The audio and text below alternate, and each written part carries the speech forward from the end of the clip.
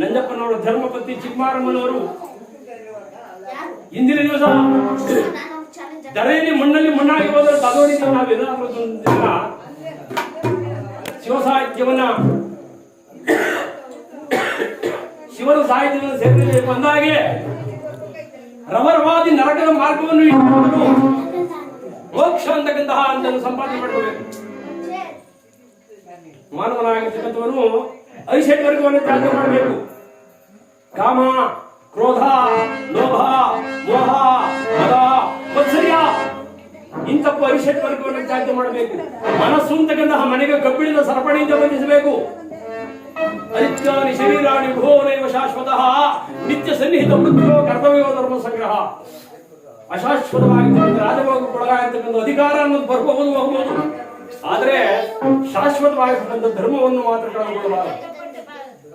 ಮಾತೃಪಿಂದೇಡ ಪಿತೃಪಿಂದೇಡ ವಿಶೇಷಿತ ಅಂದ್ರು. ತಾಯಿ ತಂದೆಗಳು ಒಳ್ಳೆಯವರಾದರೆ ಒಳ್ಳೆಯ ಮಕ್ಕಳನ್ನು ಹಡೆಯುತ್ತಾರೆ.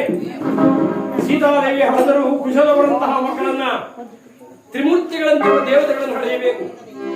ಕೈಯಾಲು ಹೊಡೆದರು ಪ್ರಸಾದ ಕುಮಾರನಂತಹ ಮಗನನ್ನ, ಉತ್ತಾನಪಾದರಾಯ ಜನ್ಮ ಕೊಟ್ಟ ಇಂದಿನ ದಿವಸ ಉತ್ತರ ಪ್ರದೇಶದ ಧ್ರುವ ನಕ್ಷತ್ರವಾಗಿ ಮಿಂಚಾದಂತಹ ಧ್ರುವ ಕುಮಾರನಂತಹ ಮಗನನ್ನ, ಕುಂತಿದೇವಿ ಹಡೆದರು ಪಂಚಪಾಂಡವರಂತಹ ಸುಪುತ್ರರಂತಹ ಮಗನನ್ನು ಹಡೆಯಬೇಕು.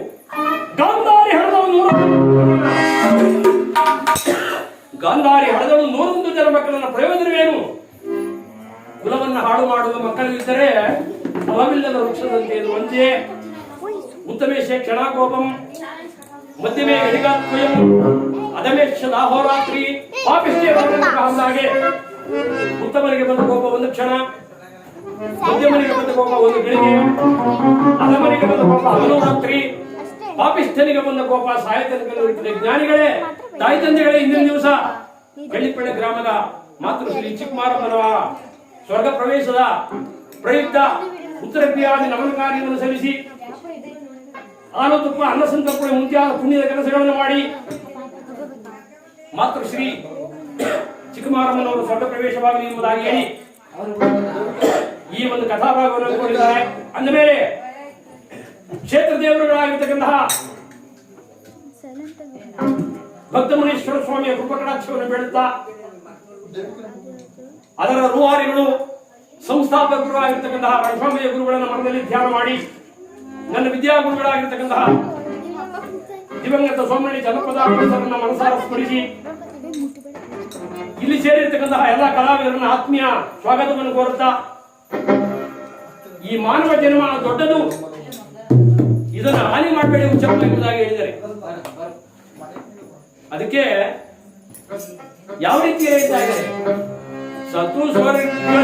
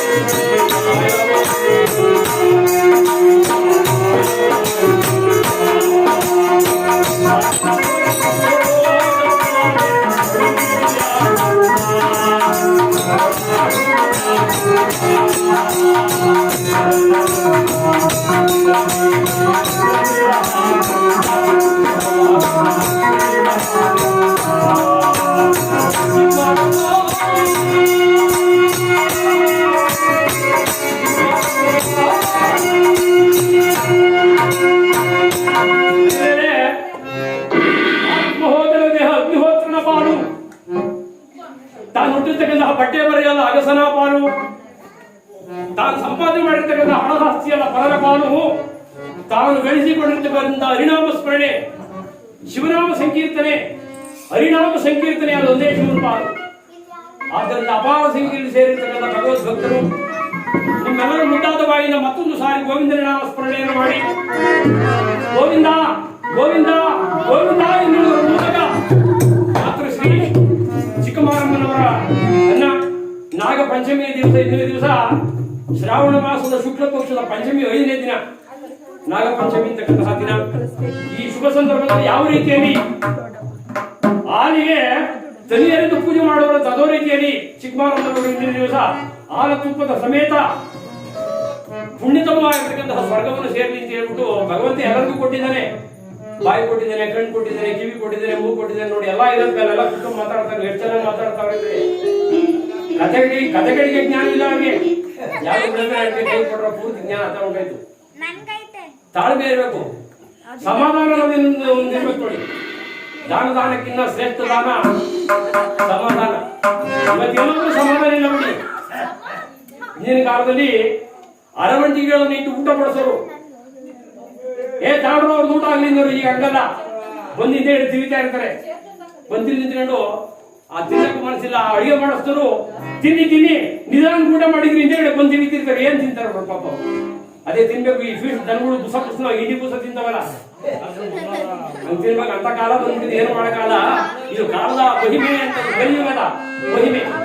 ಕಾಲ ನೀರಿಯನ್ನು ಬದವರಾರು ನೋಡಿ ಯಾವ ರೀತಿಯಲ್ಲಿ ನೀವು ಗೋವಿಂದ ಇರುವುದರ ಮೂಲಕ ಮಾತೃ ಶ್ರೀ ಚಿಕ್ಕಮಾರಮ್ಮನವರ ಸ್ವರ್ಗ ಪ್ರವೇಶ ಮಾಡ್ತೀನಿ ಅಂತ ಹೇಳಿ ಮಗನಿಗೆ ಕೇಳಿಕೊಡೋದು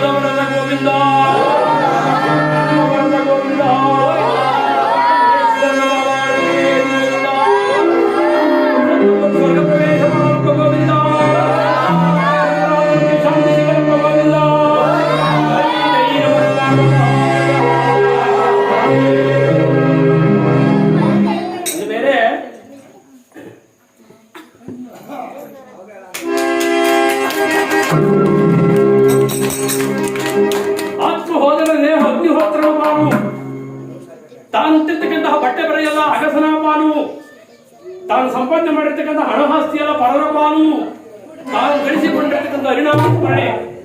ಈ ಕಲಿಯುಗದಲ್ಲಿ ಸುಲಭ ಮಾರ್ಗ ಅಂದ್ರೆ ಒಂದೇ ಒಂದು ಮಾರ್ಗ ಇದೆ. ಯಾಗ ಮಾಡಿದಿರಲಿಲ್ಲ, ಯೋಗ ಮಾಡಿದಿರಲಿಲ್ಲ, ನಾವು ಬೆಳಗ್ಗೆ ಎದ್ದು ಮಾರ್ನಿಂಗ್ ಜಾಕಿಂಗ್ ಮಾಡ್ತೀವಿ, ಇಲ್ಲಿಂದ 10 ಕಿಲೋಮೀಟರ್ ಓಡ್ತೀವಿ, ಅದು ಮಾಡಿರಲಿಲ್ಲ.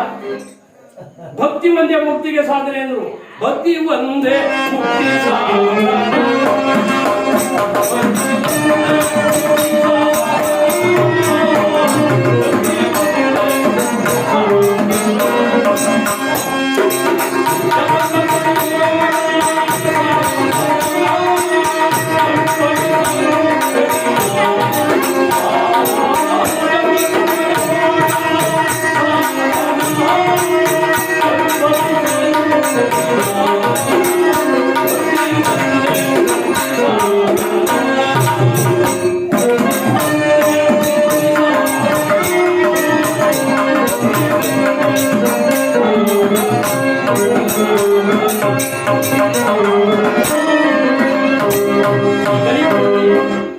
ಹರಿನಾಮವನ್ನು ನಡೆದರೆ ಕುಲಕೋಟಿಗಳು ಉತ್ತರಿಸುವ ಎಂಬುದಾಗಿ ಹೇಳಿದ್ದಾರೆ.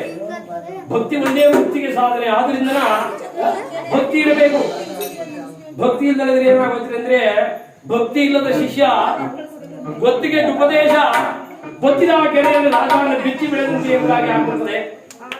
ಭಕ್ತಿ ಮುಖ್ಯ. ಆದ್ದರಿಂದ ಅಪಾರ ಸಂಖ್ಯೆಯಲ್ಲಿ ಸೇರಿರ್ತಕ್ಕಂಥ ಭಗವದ್ಭಕ್ತರು ಮತ್ತೊಮ್ಮೆ ನಿಮ್ಮೆಲ್ಲರ ಮುದ್ದಾದ ಬಾಯಿಂದ ಗೋವಿಂದನ ನಾಮ ಸ್ಮರಣೆಯನ್ನು ಮಾಡಿ ಜೈಮಿನಿ ಭಾರತದ ಧರ್ಮನಂದನ ಕಾಯ ಸಮೇತನಾಗಿ ಚಂದ್ರವಂಶದ ಅರಸನಾಗಿರ್ತಕ್ಕಂತಹ ಧರ್ಮನಂದನ ಸ್ವಶರೀರನಾಗಿ ನಾವೆಲ್ಲರೂ ದೇಹವನ್ನು ಬಿಟ್ಬಿಟ್ಟು ಹೊರಡ್ತೀವಿ.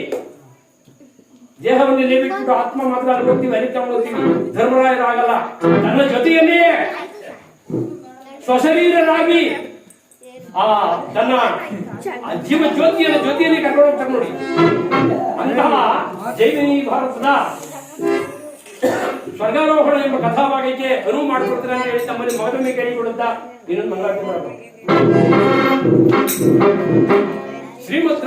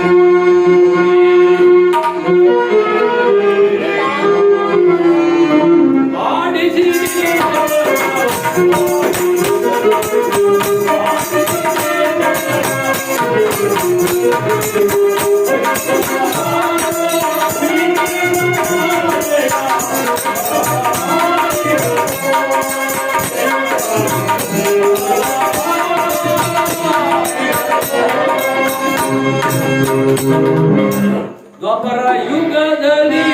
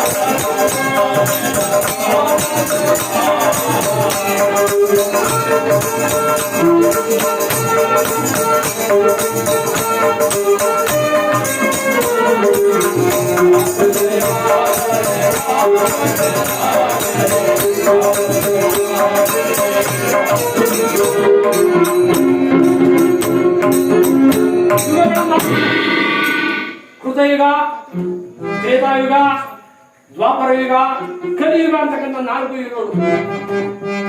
ಕೃತಯುಗ ಇದು ರೇಣುಕೆ ಹತ್ಯೆ, ತ್ರೇತಾಯುಗ ಇದು ಸೀತಾ ಹತ್ಯೆ, ದ್ವಾಪರ ಯುಗ ಇದು ದ್ರೌಪದಿ ಹತ್ಯೆ, ಕಲಿಯುಗದಲ್ಲಿ ಗೃಹ ಹತ್ಯೆ ಅನ್ಬಿಟ್ಟು. ಬರೇ ಆ ಕೃತಯುಗದಲ್ಲಿ ರೇಣುಕಾದೇವಿಯ ದುರ್ದಶೆಯಿಂದ ಪರಶುರಾಮ ಅವತಾರವನ್ನು ತಾಳಿದ ರಾಮ ಸರ್ವ ಜಗತ್ತನ್ನೇ ಸಂಹಾರ ಮಾಡಿಕೊಂಡು ಬಂದ್ಬಿಟ್ಟ. 21 ಸಾರಿ ಗೋಪ್ರದಕ್ಷಿಣೆ ಮಾಡಿ. ಕೃತಯುಗ ಇದು ರೇಣುಕಿ ಹತ್ಯೆ. ದ್ವಾಪರ ಯುಗದಲ್ಲಿ ದ್ರೌಪದಿಯ ದುರ್ದಶೆಯಿಂದ ಚಂದ್ರವಂಶದ 18 ಅಕ್ಷೋಹಿಣಿ ಸೈನ್ಯವೇ ಹತವಾಗ್ಬಿಡ್ತು. ತ್ರೇತಾಯುಗದಲ್ಲಿ ಸೀತಾದೇವಿಯ ದುರ್ದಶೆಯಿಂದ ರಾವಣನ ಲಂಕೆ ಪೂರ್ತಿ ಹತವಾಗ್ಬಿಟ್ಟು. ಈ ಕಲಿಯುಗದಲ್ಲಿ ಹಾಗಲ್ಲ, ಮನೆ ಮನೆಗೂ ಹತ್ಯೆ ಅಂದ್ರು. ಕಲಿಯುಗ ಹತ್ಯೆ. ದ್ವಾಪರ ಯುಗದಲ್ಲಿ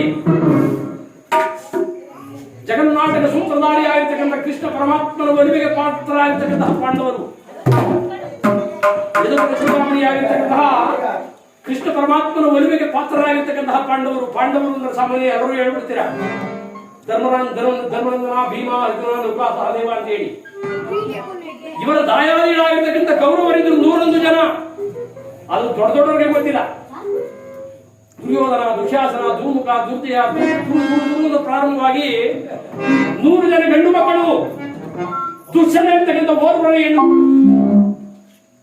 ಆ ದುಶ್ಯನೆಯನ್ನ ಸಿಂಧೂ ದೇಶದ ಅರಸನಾಗಿರ್ತಕ್ಕಂತಹ ಜಯದ್ರಥ ಸೈನ್ಯವನಿಗೆ ಕೊಟ್ಟು ಲಗ್ನ ಮಾಡಿದ್ರು. ಜಗನ್ನಾಟಕ ಸೂತ್ರಧಾರಿಯಾಗಿರ್ತಕ್ಕಂಥ ಕೃಷ್ಣ ಪರಮಾತ್ಮನ ಒಲಿಮೆಗೆ ಪಾತ್ರರಾಗಿರ್ತಕ್ಕಂಥ ಪಾಂಡವರು ಕುತಂತ್ರ ಶಕುನಿಯ ಕಪಟದ ಜೂಜಿಗೆ ಸೋತು ತಾಯಾರಿಗಳ ಬೆಟಾಕಿಯ ಮೇರೆಗೆ 12 ವರ್ಷ ವನವಾಸ, 1 ವರ್ಷ ಅಜ್ಞಾತವಾಸವನ್ನು ವಿರಾಟ ನಗರದಲ್ಲಿ ಕಳೆದು ಉತ್ತರ ಯುಗದಲ್ಲಿ ಅಭಿಮನ್ಯುವಿನ ವಿವಾಹವಾಗಿದೆ. 12 ವರ್ಷ ವನವಾಸ, 1 ವರ್ಷ ಅಜ್ಞಾತವಾಸವನ್ನು ಕಳೆದು ಪಾಂಡವರು ತಮ್ಮ ಹಸ್ತಿನಾವತಿಗೆ ಆಗಮಿಸಿ ದೌಮ್ಯ ಮಹಾಮುನಿಗಳನ್ನು ಸಂಧಿಗಾಗಿ ಕಳಿಸಿದ್ದಾರೆ. ಗುರುವರ್ಯ, ನಾವು ನಿನ್ನ ನಂಬಿಕೆಯಂತೆ 12 ವರ್ಷ ವನವಾಸ, 1 ವರ್ಷ ಅಜ್ಞಾತವಾಸವನ್ನು ಮುಗಿಸಿ ನಮ್ಮ ನಿಜ ಊರಾಗಿರ್ತಕ್ಕಂಥ ಹಸ್ತಿನಾವತಿಗೆ ತೆರಳಿದ್ದೇವೆ. ಈಗ ನಮಗೆ ಬರಬೇಕಾಗಿದ್ದ ಅರ್ಧ ರಾಜ್ಯವನ್ನು ನಮಗೆ ಕೊಡುವಂತೆ ಕೇಳುವಂತ ಹೇಳ್ಬಿಟ್ಟು ದೌಮ್ಯ ಮಹಾಮುನಿಗಳನ್ನು ಕಳಿಸಿದ್ದಾರೆ. ಮೊದಲ ಪುತ್ರನಾಗಿರ್ತಕ್ಕಂತಹ ಛಲತಂಕ ಮಲ್ಲ ಅಂತಕ್ಕಂಥ ಬಿರುದನ್ನು ಪಡೆದುಕೊಂಡಿರ್ತಕ್ಕಂಥ ದುರ್ಯೋಧನ ಸಾರ್ವಭೌಮ ಎತ್ತರವಾದ ಸಿಂಹಾಸನವನ್ನೇರಿ ಸಾಮಂತ ರಾಜರಿಂದ ಪರಿವೇಶಿತರಾಗಿದ್ದಾರೆ. ದೌಮ್ಯ ಮಹರ್ಷಿ ಹೇಳುವ ದುರ್ಯೋಧನ ಸಾರ್ವಭೌಮ ಚಕ್ರವರ್ತಿ ಆಗಿರ್ತಕ್ಕಂಥ ನೀನು, ನಿನ್ನ ಅನುಜರಾಗಿರ್ತಕ್ಕಂಥ ಪಾಂಡವರು 12 ವರ್ಷ ವನವಾಸ, 1 ವರ್ಷ ಅಜ್ಞಾತವಾಸ ಮುಗಿಸಿಕೊಂಡು ತಮ್ಮ ಹಸ್ತಿನಾವತಿಗೆ ಆಗಮಿಸಿದ್ದಾರೆ. ನೀನು ಅವರಿಗೆ ಸಲ್ಲಬೇಕಾಗಿದ್ದ ಆರಂಭಿಸಿದಾಗ ಮಧೋನ್ಮುಖನಾಗಿರ್ತಕ್ಕಂಥ ದುರ್ಯೋಧನ ಸಿಂಹಾಸನದ ಮೇಲೆ ಕುಳಿತುಕೊಂಡು ಅವನು ಬ್ರಾಹ್ಮಣ, ನನಗೆ ನೀನು ವಿಧೋಪದೇಶವನ್ನು ಹೇಳಬೇಕಾದೆಯ ಅಂತ ಹೇಳಿ ತನ್ನ ಬಲದೊಡೆಯನ್ನು ತೊಟ್ಟಿದ್ದಾನೆ ಆ ದುರ್ಯೋಧನ ಯಾವಾಗ ಬಲದೊಡೆಯನ್ನು ತೊಟ್ಟಿದ್ರು ಆಗ ದೌಮ್ಯ ಮಹರ್ಷಿಗಳು ಹೇಳ್ತಾ ಇದ್ದಾರೆ, ಇದು ನಿನ್ನ ತಪ್ಪಲ್ಲ, ಎಲ್ಲರಿಗೂ ಎತ್ತರವಾಗಿ ನಿನಗೆಲ್ಲ ಆಶ್ಚರ್ಯ ನೀಡಿರ್ತಕ್ಕಂತಹ ಈ ರಾಜ್ಯಲಕ್ಷ್ಮಿ ಸಿಂಹಾಸನದ ತಪ್ಪು ಯಾವ ರೀತಿಯಲ್ಲಿ ನಾನು ನಿನ್ನ ಗುರುವನ್ನು ತಿರಸ್ಕಾರ ಮಾಡಿ ನೀನು ನಿನ್ನ ಬಲದೊಡೆಯನ್ನು ತೊಟ್ಟಿದೆಯೋ ನನ್ನ ಶಿಷ್ಯನಾಗಿರ್ತಕ್ಕಂಥ ಭೀಮನಿಂದ ಆ ಬಲದೊಡೆಯನ್ನು ಮುರಿದಿದ್ದೇನೆ. ನಾನು ದೌರ್ಜನ್ಯ ಎಂಬುದಾಗಿ ಹೇಳಿ ಇತ್ತ ಕಡೆಗೆ ತಡೆತಾ ಇದ್ದೇನೆ. ಮಧೋನ್ಮುಕ್ತರಾಗಿರ್ತಕ್ಕಂಥ ದುರ್ಯೋಧನ ಎಲ್ಲ ಅವರು ಬ್ರಾಹ್ಮಣನಾಗಿರ್ತಕ್ಕಂತಹ ಮುನಿ ದೌರ್ಯ ಮಾಡಿಸಿ ನನ್ನನ್ನೇ ನೀನು ಎದುರಿಸೋರಿಸಬೇನೆ ಎಂಬುದಾಗಿ ಆಗಾಗ್ಗೆ ಹೊರಬರುತ್ತೇನೆ ಎಂಬುದಾಗಿ ಆ ಕಾಲಕ್ಕೆ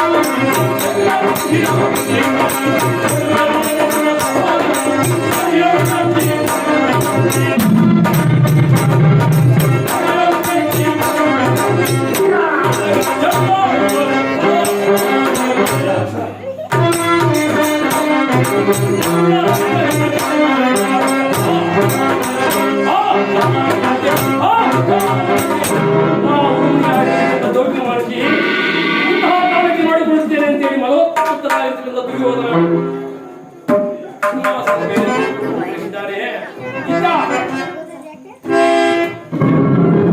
ಆಗಿರ್ತಕ್ಕಂಥ ಕೃಷ್ಣ ಪರಮಾತ್ಮನ ಒಲಿವಿಗೆ ಪಾತ್ರರಾಗಿರ್ತಕ್ಕಂಥ ಪಾಂಡವರು ಈ ಜಗದೊಡೆಯ ಅನವರತ್ತು ಅನುದಿನವೂ ನಮ್ಮನ್ನು ಕಾಪಾಡುತ್ತಾ ನಮ್ಮನ್ನು ಅನುವರ್ತಿಸಿ ಬಂದು ನೀನು ಇಂದಿನ ದಿವಸ ಕಾಣೆಯಾಗಿರುವಿರ ಪರಮಾತ್ಮ ಎಂದು ಬೇಗ ಬಂದು ನಮಗೆ ದರ್ಶನವನ್ನು ತೋರು ಅಂತ ಹೇಳ್ಬಿಟ್ಟು ಆ ಎದುಗುಲ ಚೂಡಾವಣಿ ಆಗಿರ್ತಕ್ಕಂಥ ಕೃಷ್ಣ ಪರಮಾತ್ಮನ ಧ್ಯಾನವನ್ನು ಮಾಡ್ತಾ ಇದ್ದಾರೆ. ಯಾವ ರೀತಿ ಮಾಡ್ತಾರೆ?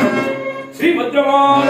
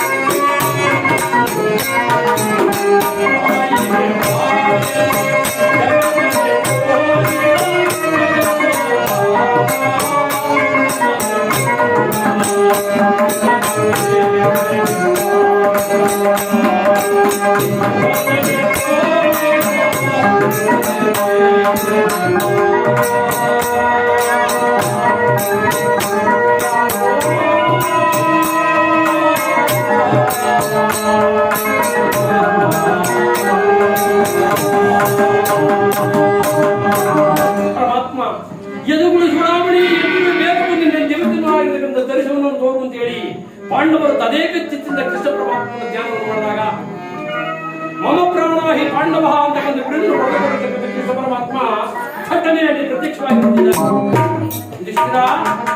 ನನ್ನನ್ನು ತ್ವರದಿಂದ ಬರಮಾಡಲು ಕಾರಣವೇನು ಅಂದಾಗ ಮಾಯಾವಿಯಾಗಿರ್ತಕ್ಕಂಥ ನನಗೆ ತಿಳಿಯದಿರುವುದು ಏನಿದೆ ಪರಮಾತ್ಮ.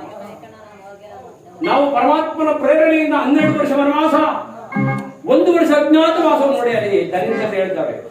ಪಾಪ ಅಲ್ಲಿ ಜನಗಳು ಎಷ್ಟು ಕರುಗಳಾಗಿವೆ, ಯಾವ ರೀತಿ ಯಾರು ಕೊಡ್ತೇವೆ ನೋಡಿ, ಅವರು ತಿಳುವಳಿಕೆ ಗೊತ್ತಾಗ್ತದೆ. ದನಿಂದ ಹೇಳ್ತಾರೆ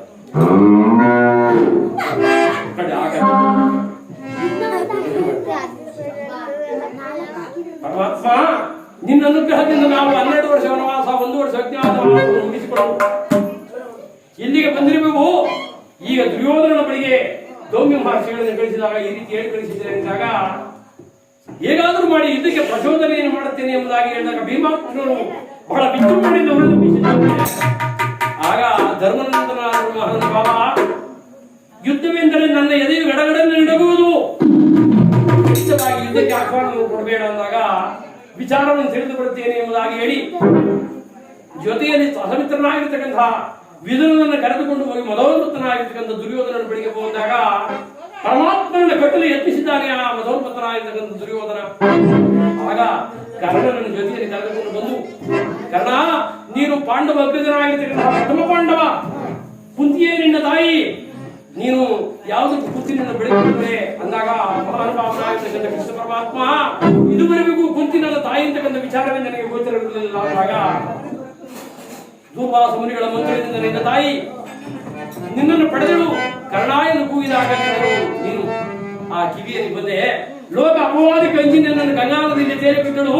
ನಿನ್ನ ತಾಯಿಯಾಗಿರ್ತಕ್ಕಂಥ ಕುಂತಿ ನಿನ್ನ ಬೆಳೆಯುವ ಮನಸ್ಸನ್ನು ತಿರಸ್ಕರಿಸಬೇಡ ಅಂತ ಹೇಳಿ ಯುದ್ಧದ ಬೀಜವನ್ನು ನೆಟ್ಟಿರ್ತಕ್ಕಂತಹ ಕೃಷ್ಣ ಪರಮಾತ್ಮ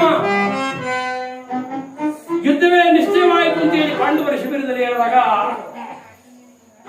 ಬಹಳ ಸಂತೋಷವಾಗಿ ಭೀಮಾಕ್ಷರದಲ್ಲಿ ಪ್ರತಿಬಿಡಿತಾರ್ತಕ್ಕಂಥ ಕ್ರೋಧಾಜ್ಞೆಯನ್ನು ಆರಿಸಲು ಇದೇ ಒಂದು ಸಮಯ, ಆ ಕೌರವರನ್ನ ಸೆಳೆಬಡಿಯಲು ಇದೇ ಒಂದು ಸಮಯ ನಿರೀಕ್ಷಣೆಯನ್ನು ಮಾಡ್ತಾ ಇದ್ದಾರೆ.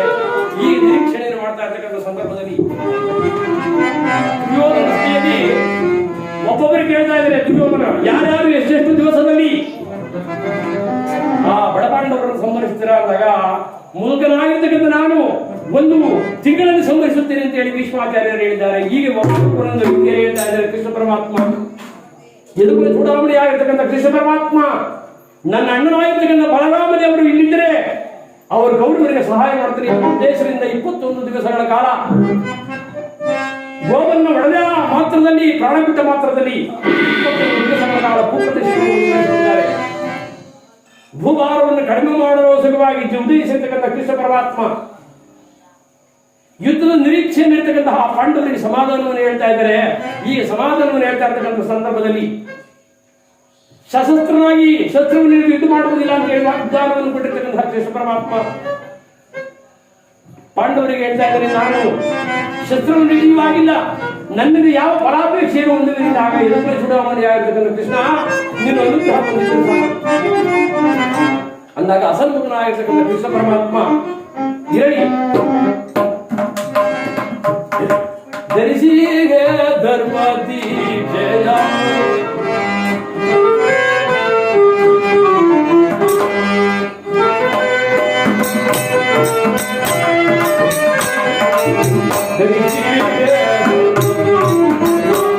मेरे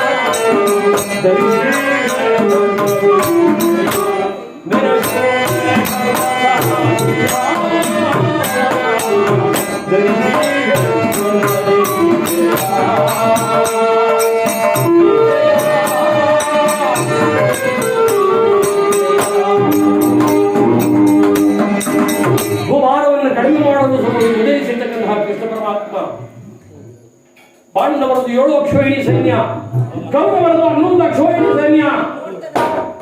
ಕೌರವರ ಕಡೆಗೆ ಅಂಗ ವಂಗ ಕಳಿಂಗ ಕಾಮೋಜ ಕಾಶ್ಮೀರ ರಜಪಥ ಸಿಂಧು ಸುಂದರ ಗುರುದರ ಮಲಯಾಳ ತೆಂಕಣ ಕೊಂಕಣ ಗೋಂಡ್ರ ಮೊದಲಾದ ದೇಶದ ರಾಜರು. ಕೌರವ ಸೇನೆಯಲ್ಲಿ ಮುತ್ತಜ್ಜನಾಗಿರ್ತಕ್ಕಂಥ ಭೀಷ್ಮಾಚಾರ್ಯರಿಗೆ ಸೇನಾಧಿಪತ್ಯದ ಪಟ್ಟವನ್ನು ವಹಿಸಿದ್ದಾರೆ ದ್ವಿಯೋಧನ. ಪಾಂಡವರ ವಂಶದಲ್ಲಿ ದುಷ್ಟರತ್ನಿಗೆ ಪಟ್ಟಾಭಿಷೇಕವನ್ನು ವಹಿಸಿದ್ದಾರೆ. ಸೇನಾಧಿಪತ್ಯದ ಪಟ್ಟವನ್ನು ಕಟ್ಟಿ ಯುದ್ಧ ಸನ್ನದ್ಧತೆಯನ್ನು ಮಾಡಿಕೊಂಡು ಕುರುಕ್ಷೇತ್ರದ ಸಂಗ್ರಾಮ ಸಮರದಲ್ಲಿ ತಮ್ಮ ವಿಧಾನಗಳನ್ನು ನೋಡಿಕೊಂಡು ಬಿಟ್ಟಿದ್ದಾರೆ. ಆ ಪಾಂಡವ ಕೌರವರು 16 ವರ್ಷದ ತೆರಿಗೆಯನ್ನ ಯುದ್ಧದ ಸಲುವಾಗಿ ಮುಂಗಡವಾಗಿ ಪಡೆದಿದ್ದಾನೆ ಆ ದುರ್ಯೋಧನ ಸಾರ್ವಭೌಮ. ವೃದ್ಧರನ್ನು ಬಿಟ್ಟು ಮಹಿಳೆಯರನ್ನು ಬಿಟ್ಟು ಮಿಕ್ಕೆಲ್ಲವರು ವೀರ ಸೇನಾನಿಗಳು ಕುರುಕ್ಷೇತ್ರದ ನಮ್ಮನೆ ನಡೆಸುತ್ತಿದ್ದಾರೆ. ಆಗ ಕೃಷ್ಣ ಪರಮಾತ್ಮ ಸಾರಥ್ಯವನ್ನು ವಹಿಸಿ ಸವ್ಯಸಾಚಿ, ಕಿರೀಟ, ಭಾಗದಲ್ವ್ಯ, ಶ್ವೇತವರಾಹ, ಮಧ್ಯಮ ಪಾಂಡವ, ಭೀಮತ್ಸು ಮುಂತಾದ ದಶನಾಮಾಂಕಿಗಳನ್ನು ಪಡೆದುಕೊಂಡಿರತಕ್ಕಂಥ ಅರ್ಜುನ ರಥದಲ್ಲಿ ಕುಳಿತುಕೊಂಡು ಮುಂದೆ ಬಿಡ್ತಾ ಇದ್ದಾನೆ. ಆ ರಣಕ್ಷೇತ್ರಕ್ಕೆ ಬಿಡ್ತಾ ಇದ್ದಕ್ಕಂಥ ಸಂದರ್ಭದಲ್ಲಿ ಒಂದು ಸಾರಿ ಭಾವನ ಆಗಿರ್ತಕ್ಕಂಥ ಕೃಷ್ಣನನ್ನು ಕೇಳ್ತಾ ಇದ್ದಾನೆ ಪರಮಾತ್ಮ. ಒಂದು ಸಾರಿ ನೋಡಿ ಯಾರು ನನಗೆ ಎಲ್ಲರನ್ನು ಪರಿಚಯಿಸಬೇಕು ಎಂಬುದಾಗಿ ಕೇಳಿದಾಗ ಅದು ನೋಡು ಎತ್ತರವಾಗಿರ್ತಕ್ಕಂಥ ಬಂಗಾರದ ಅಂಬಾರಿಯಲ್ಲಿ ಕುಳಿತುಕೊಂಡಿರ್ತಕ್ಕಂಥವನಿಗೆ ದುರ್ಯೋಧನ ಸಾರ್ವಭೌಮ, ಆತನ ಪಕ್ಕದಲ್ಲಿ ಆತನ ಅನುಜನಾಗಿರ್ತಕ್ಕಂಥ ದುಶಾಸನ, ದುರ್ಯೋಧನ ಮಕ್ಕಳಾಗಿರ್ತಕ್ಕಂಥ ಲಕ್ಷ್ಮಣಾದಿ ಕುವರರು, ಅದು ನೋಡು ಜಯದ್ರಥ, ಭೀಷ್ಮ, ಶಲ್ಯ, ದ್ರೋಣ ಎಂಬುದಾಗಿ ಎಲ್ಲರನ್ನು ವರ್ಣನೆ ಮಾಡಿದ್ದಾರೆ. ಕೃಷ್ಣ ಪರಮಾತ್ಮ ಗಡ ಗಡ ಗಡಗಡನೆ ನಿಲ್ಲಿಸಿ ರಥವನ್ನು ನಿಲ್ಲಿಸು, ನಾನು ಯುದ್ಧವನ್ನು ಮಾಡಲಾರೆ ಎಂಬುದಾಗಿ ಹೇಳಿ ಸಮರ ದೇಶ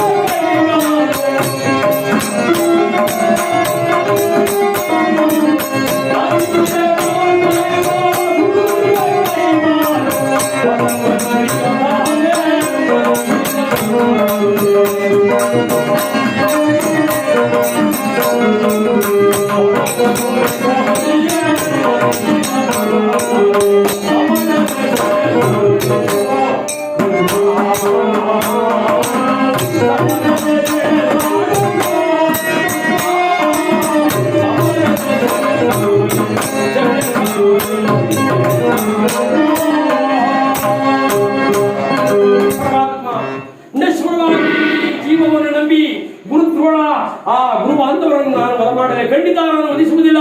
ಇದು ನನ್ನಿಂದ ಆಗದ ಕೆಲಸ ಅಂತ ಹೇಳಿ ರಥವನ್ನು ಇಳಿದು ಓಡಿ ಹೋಗ್ತಾ ಇರ್ತಕ್ಕಂತಹ ಅರ್ಜುನನನ್ನ ಇಳಿದು ಕೃಷ್ಣ ಪರಮಾತ್ಮ ಯಾ ಅರ್ಜುನ ಕೊಲ್ಲಲು ನೀನು ಯಾರು, ಕೊಲ್ಲಿಸಲು ನಾನು ಯಾರು? ನೆಪ ಮಾತ್ರಕ್ಕೆ ನೀರು ಬೇಕು. ಯಾವ ರೀತಿಯಲ್ಲಿ ಮನುಷ್ಯ ಚೆನ್ನಾಗಿ ಕಾಣಲಿ ಅಂತೇಳಿ ಹೊಸ ಬಟ್ಟೆಯನ್ನು ಒದಗಿಸಿ ಅರಿವು ಚಿತ್ರವಾದಾಗ ಅದನ್ನು ಬಿಸಾಡಿ ಮತ್ತೆ ಹೊಸ ಬಟ್ಟೆಯನ್ನು ಮಾಡಿಸುವನೋ ತದೋ ರೀತಿಯಲ್ಲಿ ನಾನು ಮಾನವ ಜನ್ಮ ಗ್ರಹಣ ಆಗ್ತಾ ಇದ್ದೇನೆ. ಹುಟ್ಟು ಸಾವುಗಳು ಎಲ್ಲವೂ ನನ್ನಿಂದಲೇ. ನಾನೇ ಜಗತ್ತಿಗೆ ಮೂಲ ಕಾರಣ. ನಾನಿರುವುದೇ ನೀನೇ ಭಯಪಡದೆ ಅಂತ ಹೇಳ್ಬಿಟ್ಟು ಸಹಸ್ರ ಸ್ವಾಭಾವಿಕವಾಗಿರ್ತಕ್ಕಂತಹ ಸಹಸ್ರಾರು ತೋಳುಗಳುಳ್ಳ ಭುಜಗಳುಳ್ಳ ತನ್ನ ವಿರಾಟ್ ವಿಕ್ರಮವನ್ನ ವಿರಾಟ್ ಮಹಾದರ್ಶನವನ್ನ ಅರ್ಜುನನಿಗೆ ತೋರಿಸಿದ್ದಾನೆ. ಪರಮಾತ್ಮ ಈ ಕರಾಳ ದೃಶ್ಯವನ್ನು ನೋಡುವಾಗ ಶಾಂತನಾಗುವುದಾಗಿ ಹೇಳಿ ಆ ಪರಮಾತ್ಮನ ಕೇಳಿಕೊಳ್ಳೋಣ. ಆಗ ಕೃಷ್ಣ ಪರಮಾತ್ಮ ಹೇಳ್ತಾ ಇದ್ದಾರೆ, ಯದಾ ಯದಾ ಹಿ ಧರ್ಮಸ್ಯ ಯದಾ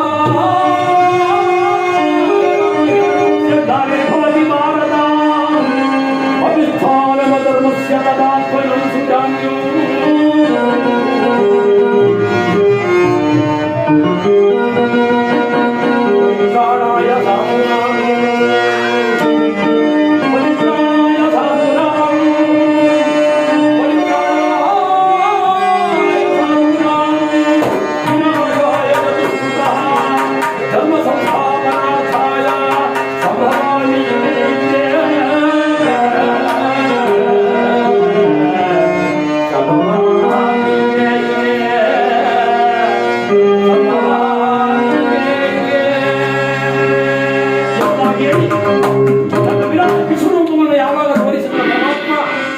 ಶಾಂತ ರೂಪಕ್ಕೆ ತಂದೆ ಅಂತ ಹೇಳ್ಬಿಟ್ಟು ಆ ಮಹಾನ್ ಭಾವನೆಗೆ ಸೇರಿಕೊಂಡಾಗ ಶಾಂತ ರೂಪಕ್ಕೆ ಬಂದಿದ್ದಾರೆ ಪರಮಾತ್ಮ. ಸ್ಥಿತ ಪ್ರಜ್ಞನಾರು ಎಂಬುದಾಗಿ ಹೇಳಿದಾಗ ಅರ್ಜುನ ಕೃಷ್ಣ ಪರಮಾತ್ಮನ ಗೀತೋಪದೇಶದಲ್ಲಿ ಕೇಳ್ತಾ ಇದ್ರೆ ಯಾವ ರೀತಿ ಹೇಳಿ ಯಾರು ಸ್ಥಿತ ಪ್ರಜ್ಞ ಕೃಷ್ಣ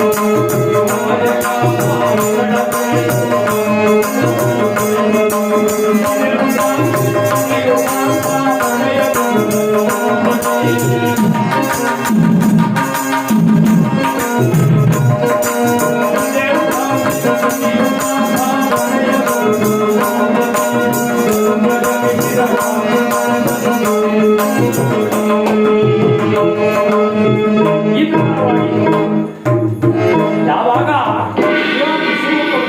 ಶಾಂತನಾಗಿ ಪ್ರಸನ್ನವದನಾಗುವಂತಾದಾಗ ಪ್ರಸನ್ನವದನಾಗಿ ಆ ಸಾಕ್ಷಾತ್ ಕೃಷ್ಣ ರೂಪಕ್ಕೆ ಬಂದಿದ್ದಾರೆ ಪರಾತ್ಮ ಧೈರ್ಯದಿಂದ ಯುದ್ಧವನ್ನು ಮಾಡು ಎಂಬುದಾಗಿ ಪ್ರಚೋದನೆ ಮಾಡಿದ್ದಾನೆ. ಆಗ ಆ ಕೌರವರ ಸೇನೆಯಲ್ಲಿ ಸೇನಾಧಿಪತ್ಯವನ್ನು ವಹಿಸಿರ್ತಕ್ಕಂತಹ ಭೀಷ್ಮ ಶರವೇಗದಲ್ಲಿ ಯುದ್ಧವನ್ನು ಮಾಡಿ 6 ದಿವಸದಲ್ಲಿ ಸಂಪೂರ್ಣವಾಗಿ ಆ ಅರ್ಧ ಕ್ಷೋಹಿಣಿ ಸೈನ್ಯವನ್ನು ನಿಶಾಚರರು ರಾತ್ರಿ ಹೊತ್ತು ಸಹ ಯುದ್ಧ ಮಾಡ್ತಾ ಇದ್ರು. ಅಂಗವಂಗ ಕಳಿಂಗ ಕಾಂಬೋಜ ಕಾಶ್ಮೀರ ರಜಪಥ ಸಿಂಧು ಸಿಂಧರ ಪುಡಿದರ ಮಲಯಾಳ ತಂಗಣ ಕೊಂಗಣ ಓಂಡ್ರ ಮುಂತಾದ ಎಲ್ಲಾ ದೇಶ ವಿದೇಶಗಳಿಂದ ಆಗಮಿಸಿಬಿಟ್ಟಿದ್ದಾರೆ. ಸದಬಳಿಯಲಿಕ್ಕೆ 18 ಅಕ್ಷೋಹಿಣಿ ಸೈನ್ಯ ಭೀಕರ ಕುರುಕ್ಷೇತ್ರ ಸರ್ವನಾಶವಾಗುತ್ತಿದೆ. ಸುಲಭದಲ್ಲಿ ಗೆಲ್ಲಲು ಸಾಧ್ಯವಿಲ್ಲ ಅಂತ ಕಾಶಿರಾಜನ ಮಗಳಾಗಿರ್ತಕ್ಕಂತಹ ಅಂಬೆ ಪುರುಷ ರೂಪವನ್ನು ತಾಳಿ ಅರ್ಧ ಸ್ತ್ರೀಯಾಗಿ ಅರ್ಧ ಪುರುಷ ವೇಷವನ್ನು ತಾಳಿ ಶಿಖಂಡಿಯಾಗಿ ಕಾರ್ಯನಿರೀಕ್ಷಣೆಯನ್ನು ಮಾಡ್ತಾ ಇದ್ದು ಕೃಷ್ಣ ಪರಮಾತ್ಮ ಶಿಖಂಡಿಯನ್ನು ತಂದು ಮುಂದಕ್ಕೆ ಬಿಟ್ಟುಬಿಟ್ಟಿದ್ದಾನೆ. ಚಳಿ ಈ ಹೆಣ್ಣು ಅಲ್ಲದ ಗಂಡು ಅಲ್ಲದ ಈ ಶಿಖಂಡಿಯೊಡನೆ ನಾನು ಯುದ್ಧ ಮಾಡುವುದಿಲ್ಲ ಅಂತ ಹೇಳ್ಬಿಟ್ಟು ಭೀಷ್ಮಾಚಾರ್ಯ ತನ್ನ ಶಸ್ತ್ರತ್ಯಾಗವನ್ನು ಮಾಡಿಬಿಟ್ಟಿದ್ದಾರೆ. ಊಡು ಅರ್ಜುನ ಈಗ ಬಾಣವನ್ನು ಊಡುಬಡಿ ಅಂದಾಗ ನಾನು ಗುರುವಾಗಿರ್ತಕ್ಕಂಥ ಮುತ್ತಜ್ಜನಾಗಿರ್ತಕ್ಕಂಥ ಭೀಷ್ಮರನ್ನು ವಧಿಸುವುದಾದಾಗ ಮಹಾಮಾಯಕರನಾಗಿರ್ತಕ್ಕಂಥ ಕೃಷ್ಣ ಪರಮಾತ್ಮ ಹರಿದಂತೆ ಚಕ್ರ ಪ್ರಯೋಗವನ್ನು ಭೀಷ್ಮಾಚಾರ್ಯರು ಎದುರು ಚೂಡಾವಣಿ ಬೆಂಕಿಯನ್ನು ಒತ್ತಿಸಿದ್ದು ಸಾಲದ ಘಾತುಗಳ ಕೆಲಸವನ್ನು ಮಾಡುತ್ತಿರಲಿಲ್ಲ. ನನ್ನನ್ನು ಕೊಲ್ಲಲು ಚಕ್ರ ಬೇಕೆ ಇಲ್ಲ, ನಾನೀಗ ಯುದ್ಧ ಮಾಡುವುದಿಲ್ಲ ಅಂತೇಳಿ ಶಸ್ತ್ರತ್ಯಾಗವನ್ನು ಮಾಡುತ್ತಿದ್ದಾರೆ. ಶಸ್ತ್ರತ್ಯಾಗವನ್ನು ಮಾಡಿ ಆ ಕೆಳಗೆ ಬೀಳ್ತಾ ಇರ್ತಕ್ಕಂಥ ಸಂದರ್ಭದಲ್ಲಿ ವೀರ ಪ್ರಾರ್ಥನೆಗೆ ಹೇಳ್ತಾ ಇದ್ರೆ ಆ ಕೃಷ್ಣ ಪರಮಾತ್ಮ, ಅರ್ಜುನ ಕಿರೀಟಿ ಈತ ಸಾಮಾನ್ಯದವನಲ್ಲ, ಗಾಂಗೇಯ ಗಂಗಾದೇವಿಯ ಪುತ್ರ, ಇಚ್ಛಾಮರಣವನ್ನು ಪಡೆದಿದ್ದಾನೆ ಈತ. ಆದ್ದರಿಂದ ಈತನಿಗೋಸ್ಕರವಾಗಿ ಒಂದು ಸರಳ ಮಂಚವನ್ನು ರಚಿಸು. ಬಾಣಗಳಿಂದ ರಚಿತವಾಗಿರುವ ಮಂಚವನ್ನು ರಚಿಸುವಾಗ ಅನೇಕ ಸಹಸ್ರಾವಧಿ ಬಾಣಗಳನ್ನು ಮುಡಿ ಭೀಷ್ಮಾಚಾರ್ಯರಿಗೆ ಒಂದು ಸರಳ ಮಂಚ ಶರಶೈಯನ್ನು ರಚನೆ ಮಾಡಿದ್ದಾರೆ. ಭೀಷ್ಮಾಚಾರ್ಯರು ಹೇಳ್ತಾ ಇದ್ದಾರೆ, ಅಯ್ಯ ನನಗೆ ಯಾರಾದ್ರೂ ಸ್ವಲ್ಪ ನೀರನ್ನು ಕೂಡ ಸ್ವಲ್ಪ ಕೊಡ್ರಪ್ಪ ಎಂಬುದಾಗಿ ಹೇಳಿದಾಗ ವಿಚಾರವನ್ನು ತಿಳಿದ ದುರ್ಯೋಧನ ಸಾರ್ವಭೌಮನ ಬಲಭುಜ ಕಳಚಿ ಬಿದ್ದಂತಾಗಿದೆ. ಅಯ್ಯೋ, ನನ್ನ ಮುಖಂಡರಾಗಿರ್ತಕ್ಕಂಥ ಭೀಷ್ಮಾಚಾರ್ಯರಿಗೆ ಹೋದ ಮೇಲೆ ಮುಂದಕ್ಕೆ ಯಾರಿಗೆ ನಾನು ಸೇನಾಧಿಪತಿ ಪಟ್ಟವನ್ನು ಕಟ್ಟಲಿ ಎಂಬುದಾಗಿ ಹೇಳಿ ಚಿಂತಾಕಾರ್ತನಾಗಿರ್ತಕ್ಕಂಥ ದುರ್ಯೋಧನ ಸಾರ್ವಭೌಮ ಬಂಗಾರಕ್ಕೆ ನೀರನ್ನು ತಂದಿದ್ದಾರೆ. ಭೀಷ್ಮಾಚಾರ್ಯರು ಹೇಳ್ತಾ ಇದ್ದಾರೆ, ಅಯ್ಯ ನೀವು ಕೊಡ್ತಕ್ಕಂಥ ನೀರು ನನಗೆ ಸಾಕಾಗೋದಿಲ್ಲ, ಮೇಘಗಳಿಂದ ಯಾರಾದರೂ ನೀರನ್ನು ಕೊಡಿಸಪ್ಪ ಎಂಬುದಾಗಿ ಹೇಳಿದಾಗ ಕೃಷ್ಣ ಪರಮಾತ್ಮ, ಅರ್ಜುನ ನೋಡು ಆ ಗಂಗಾದೇವಿ ಭೀಷ್ಮಾಚಾರ್ಯರ ಮೇಲೆ ಬೀಳುವಂತೆ ಮಾಡುವಾಗ ವಾರುಣ್ಯಾಸ್ತ್ರವನ್ನು ಮೂಡಿ ಅರ್ಜುನ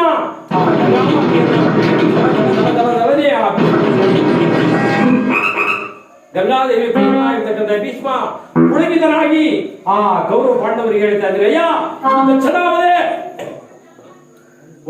ಒಂದು ವರ್ಷದಲ್ಲಿ 2 ಆಯನಗಳನ್ನು ಮಾಡಿದ್ದಾರೆ, ದಕ್ಷಿಣಾಯನ ಉತ್ತರಾಯಣ ಅಂತ. ನಾವು ಮಕರ ಸಂಕ್ರಾಂತಿ ಇದ್ದೀವಿ ನೋಡಿ, ಉತ್ತರಾಯಣ ಪುಣ್ಯಕಾಲ. ಆ ಮಕರ ಸಂಕ್ರಾಂತಿಯಿಂದ ಇನ್ನು 6 ತಿಂಗಳು ಒಂದು ಆಯನ, 6 ತಿಂಗಳು ಕಳೆದ ಮೇಲೆ ಮತ್ತೊಂದು ದಕ್ಷಿಣಾಯನ ಅಂತ. ಈ ದಕ್ಷಿಣಾಯನ ಉತ್ತರಾಯಣ ಕಾಲ ಬರುವವರೆಗೂ ನಾನು ಸ್ವರ್ಗ ಪ್ರವೇಶವಾಗುವುದಿಲ್ಲ. ನಾನು ಈಗ ನಿರಸ್ತವನ್ನು ನನ್ನ ಕೈಯಲ್ಲಿ ಯಾವ ಪ್ರಯೋಜನವಿಲ್ಲ. ನಿಮ್ಮ ನಿಮ್ಮ ಕೆಲಸಗಳನ್ನು ನೀವು ಮಾಡಿಕೊಡ್ರಪ್ಪ ಅಂತ ಹೇಳಿಟ್ಟು ತಟಸ್ಥೀಭೂತರಾಗಿ ಜೈ ಮಾತಾ ಅಂತ ಹೇಳಿ ಆ ಸರಳ ಮಂಚದ ಮೇಲೆ ಬಂದುಬಿಟ್ಟಿದ್ದಾರೆ.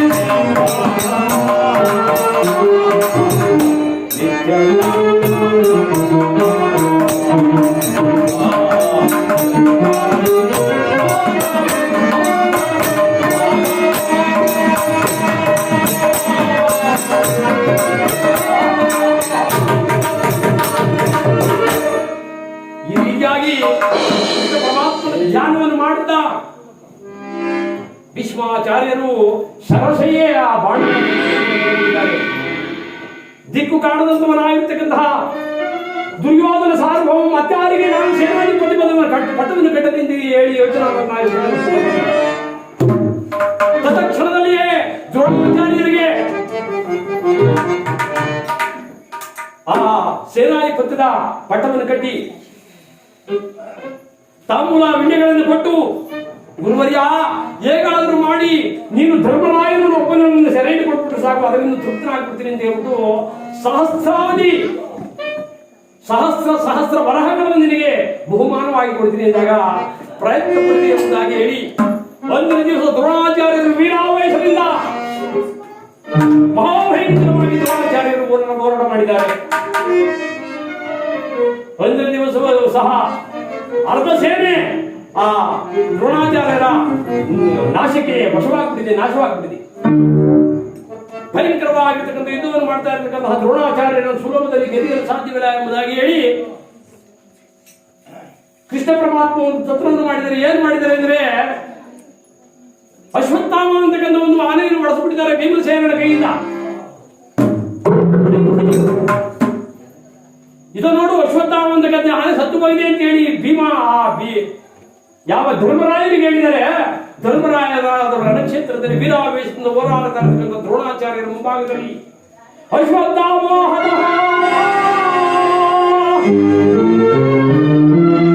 ಅಶ್ವತ್ಥಾಮ ಹತಕೃತಃ ಎಂಬುದಾಗಿ ಹೇಳಿ ರೋದನೆಯನ್ನು ಮಾಡಿದ್ದಾರೆ ಆ ಧರ್ಮನಂದನ. ಅಶ್ವತ್ಥಾಮ ಹತಹಾನ್ನದೇನು ಮಾಡಿದರೆ ಈ ಇವರ ಬಾಯಿಗೆ ಕೇಳಿಸಿದೆ, ದ್ರೋಣಾಚಾರ್ಯರಿಗೆ ಕೇಳಿಸಿದೆ. ಕುಂಜರಹ ಅನ್ನುವುದರೊಳಗಾಗಿ ಕೃಷ್ಣ ಪರಮಾತ್ಮ ಮತ್ತು ಅರ್ಜುನ ಈರುವರು ಶಂಕ ಮತ್ತು ದೇವದತ್ತನನ್ನ ಘೋರೆಂಬುದಾಗಿ ಜ್ವರ ಮಾತ್ರ ಈ ದ್ರೋಣಾಚಾರ್ಯರಿಗೆ ಕೇಳಿಸಿದೆ. ಕುಂಜರ ಅನ್ನುವುದೇನು ಮಾಡಿದ್ರೆ ಶಂಕ ಮತ್ತು ದೇವದತ್ತ ಧ್ವನಿಗೆ ಮುಳುಗುವಾಗಿದೆ.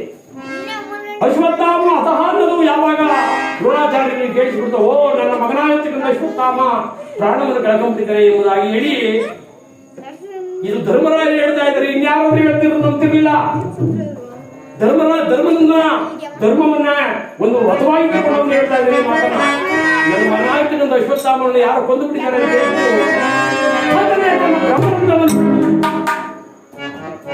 ಬ್ರಹ್ಮರಂಧ್ರವನ್ನು ಮಾಡೋದು ತಟ್ಟನೆ ಪ್ರಾಣವನ್ನು ಬಿಟ್ಟಿದ್ದಾರೆ. ಪ್ರಾಣವನ್ನು ಬಿಟ್ಟು ಆ ಮರ್ತ್ಯಲೋಕದಲ್ಲಿ ನೋಡಿದ್ದಾನೆ, ಆ ದೇವಲೋಕದಲ್ಲಿ ಅಡ್ಡು ಇಲ್ಲ, ಪಾತಾಳದಲ್ಲಿ ನೋಡಿದ್ದಾನೆ, ಅಡ್ಡು ಇಲ್ಲ. ಇದೇನು ನನ್ನ ಮಗನಾಗಿರ್ತಕ್ಕಂಥ ಅಶ್ವತ್ಥಾಮ ಎಲ್ಲಿಯೂ ಇಲ್ಲ, ಅಡ್ಡು ಇಲ್ಲ ಎಂದ ಮೇಲೆ ಭೂಲೋಕದಲ್ಲಿ ಇರಬೇಕು ಎಂಬುದಾಗಿ ಹೇಳಿ ಪುನಃ ಭೂಲೋಕಿಗೆ ಬರ್ತಾ ಇದ್ದಾನೆ. ಅಷ್ಟೊತ್ತಿಗೆ ಕೃಷ್ಣ ಪರಮಾತ್ಮ ದ್ರೋಣಾಚಾರ್ಯರ ದಿಬ್ಬವನ್ನು ತುಂಡು ತುಂಡಾಗಿ ಕತ್ತರಿಸಿ ನಾಲ್ಕು ಬಂದು ನೋಡ್ತಾ ಇದ್ದಾನೆ. ಆತನ ಜೀವಜ್ಯೋತಿ ಬಂದು ನೋಡ್ತಾ ಇದೆ. ಆ ದ್ರೋಣಾಚಾರ್ಯರ ಜೀವಜ್ಯೋತಿ ಇದೇನು ನನ್ನ ದಿಬ್ಬವನ್ನು ತುಂಡು ತುಂಡು ಮಾಡಿ ಎಸೆದ ನೋಡೋಣ ಅಂತ ಹೇಳಿದ್ರು. ಪರಕಾಯ ಪ್ರವೇಶವನ್ನು ಬಂದಂತಹ ದ್ರೋಣಾಚಾರ್ಯ, ಪರಕಾಯ ಪ್ರವೇಶವನ್ನು ಬಂದಂತ ದ್ರೋಣಾಚಾರ್ಯ ಒಂದು ಸಪ್ತ ಕಾವ್ಯ ಸಪ್ತ ಕಾವ್ಯ ದೇಹಕ್ಕೆ ಸೇರಿಕೊಂಡು ಜೀವವನ್ನು ಹೊಂದಿ ಹಾರಿ ಬಂದು ಅಲ್ಲಿ ಬಿದ್ದಿರ್ತಕ್ಕಂತಹ ಆ ದ್ರೋಣಾಚಾರ್ಯರ ಮಾಂಸದ ಮೂಳೆಗಳನ್ನು ಜೋಡಿಸ್ತಾ ಇತ್ತು ಜೀವನವನ್ನು ಹೊಂದೋಣ ಎಂಬುದಾಗಿ. ಅಷ್ಟೊತ್ತಿಗೆ ಸರಿಯಾಗಿ ಪರಾಶರ ಮುನಿಯ ಪುತ್ರನಾಗಿರ್ತಕ್ಕಂಥ ವೇದವ್ಯಾಸ ಮಹರ್ಷಿಗಳು ಪರಮಾತ್ಮ ಧ್ಯಾನ ಮಾಡಿಕೊಂಡು ಅಲ್ಲಿಗೆ ಬರ್ತಾ ಇದ್ದಾರೆ.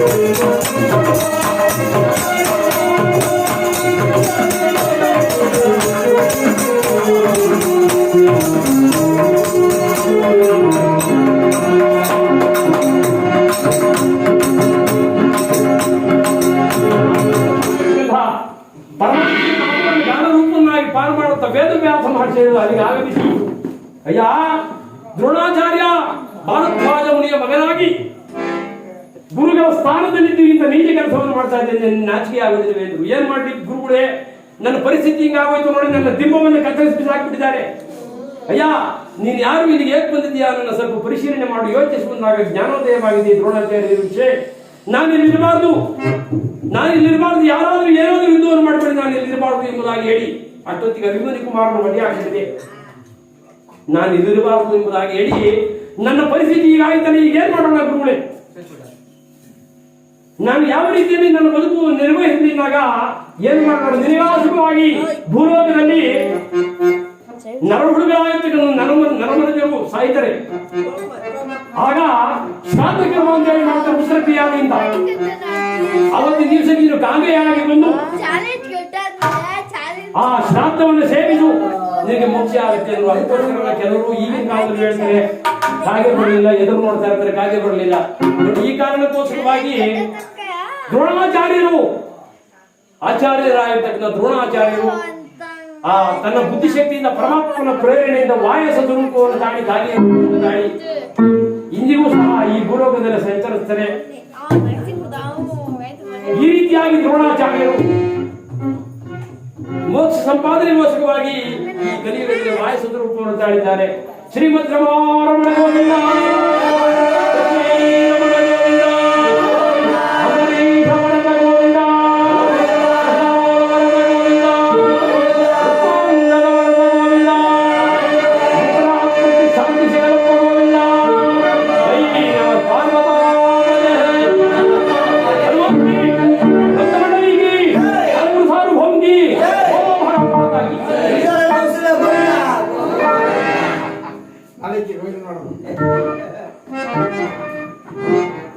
ಪಾಪ ಎಲ್ಲ ನಿಂತ್ಕೊಂಡು ಪಾಪ ಕೆಲಸ ಮಾಡಿ